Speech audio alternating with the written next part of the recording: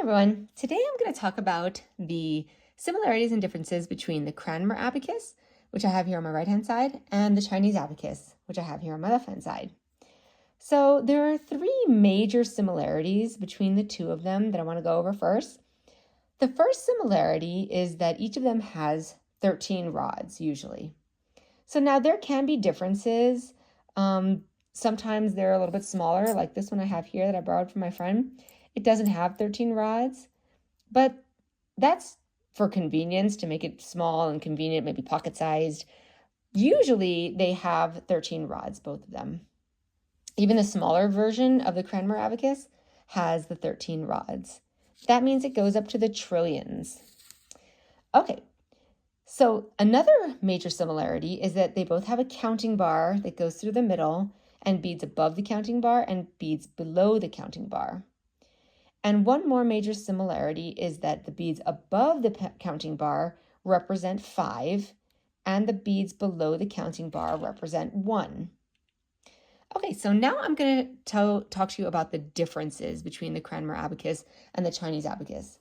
So there are some features of the Cranmer Abacus that are just for students with visual impairments, that are making it more accessible for them. So for example, the Cranmer Abacus has this red felt backing, and that makes the beads not slide as easily, so then they can stay and not be shifted so much. Whereas you can see the Chinese Abacus, since it doesn't have a backing, this beads slide more freely.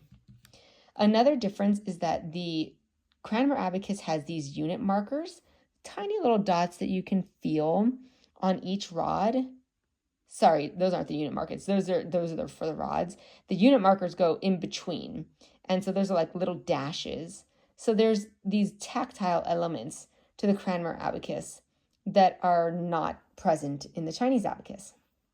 So another one of the major differences is that the number of beads is different.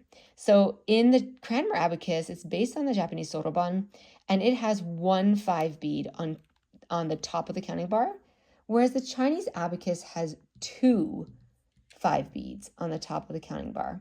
So I'm going to just show you how to count on the Cranmer Abacus first, and then versus on the Chinese Abacus with some exchanges that you do.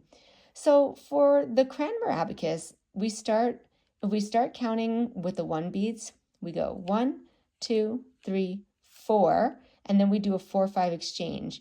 So the 5 bead comes down and we clear all those 1 beads, those 4 1 beads, and that represents 5. And then we count on 6, 7, 8, 9, and then we have no more beads left to count on that one rod, that unit rod, and so we go to the left of it, and that's 10, and then we clear our unit rod. So that would represent 10. And then we can count on 11, 12, 13, 14, 15. We do that 4-5 exchange again. And so that's 15 there. I'm going to stop there.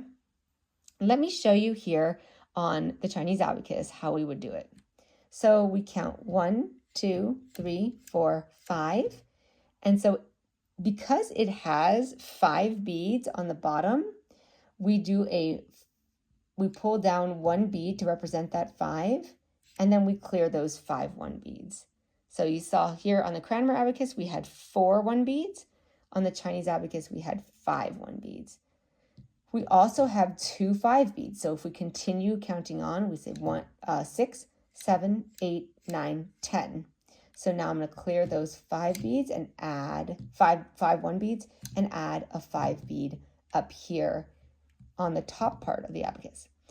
So now we have 10 represented here because we have 2 5 beads. So we can go to the 10s rod and add a 10 and clear those 5 beads.